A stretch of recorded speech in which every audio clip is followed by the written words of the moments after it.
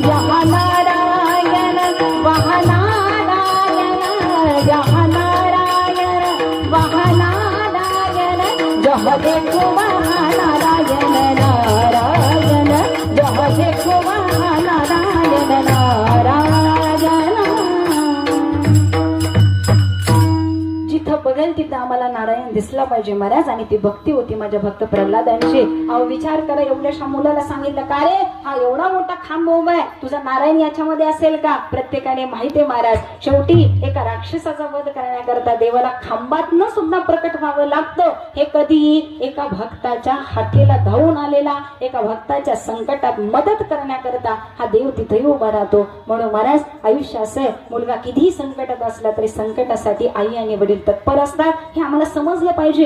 म्हणून जाता जाता सांगून जाते, पंढरीश पांडुरंग परमात्म्याला पंढरपूरला भेटायला तुम्ही किती वेळा जाता हे मला माहिती नाही, परंतु घरात असलेल्या आई वडिलांना महाराज देवाच्या रूपात माना। भले कामने माय बापे,